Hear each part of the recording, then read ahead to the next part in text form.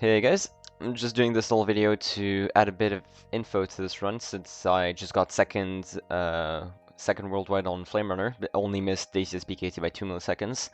And I figured I'd just show off the run, show you guys how to drive it proper, and some of the track's quirks, since it has a lot of small time saves that people don't necessarily realize, unless you've actively TT'd it. So yeah, overall the run definitely has a few flaws, but I call it pretty clean. It's just mainly especially the cut on lap 3 that loses a bit of time, but we'll get to it when we'll get to it. The first little thing that this track has is the first turn, actually, the first U-turn. There are two different ways to take it quote-unquote optimally. The fastest way is to take it a bit wider and get two empties around, one here, one here. But if you started off a bit tighter because you went to grab a box on the right side or because you got bumped, it's actually faster to just do a single empty and go a bit wider and end off tight. Faster to just go for a single empty. I don't believe I go for a single empty once this run. I think I get double empty all three laps. But it can be faster depending on situation.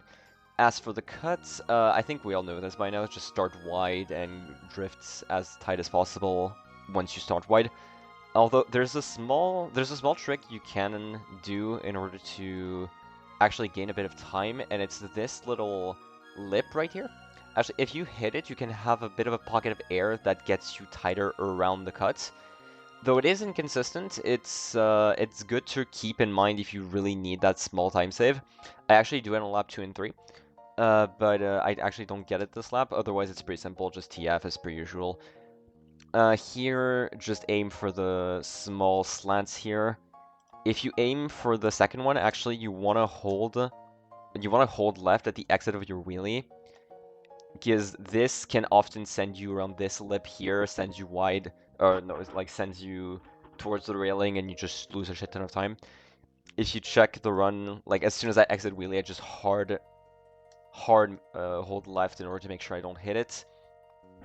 Here, an empty wheelie here. You can also hold your empty for a little bit longer and get a wheelie across, like release your empty here and hold a wheelie across here. Though it is a bit slower, it's a good alt line to keep in mind.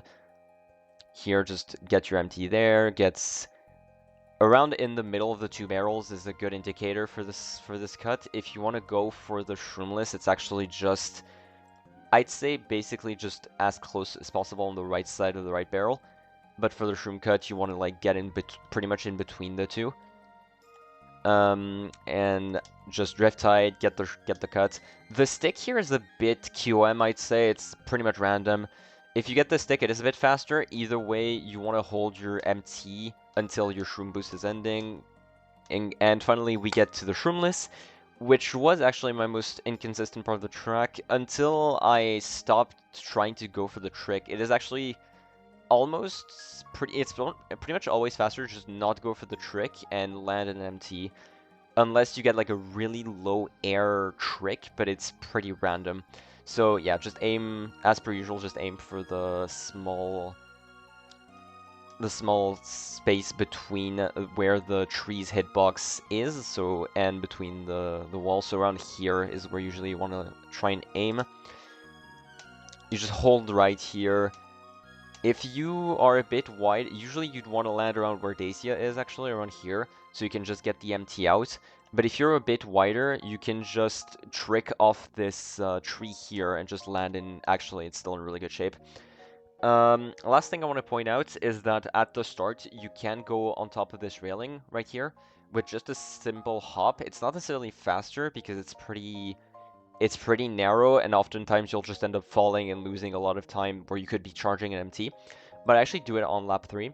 There's potential for it to be faster, but I'd usually just keep it as an alt line, or in the case of lap 3, if I have like a really bad alignment that just goes here and be slower to do a realignment, I just hop onto it and drift. But yeah, overall, just a pretty technical track. It's definitely more manageable once you learn it. Fuck bagging it though. That's an entirely different story. But yeah, I hope this was helpful, and I'm just gonna leave you guys with the full run. Thanks for watching.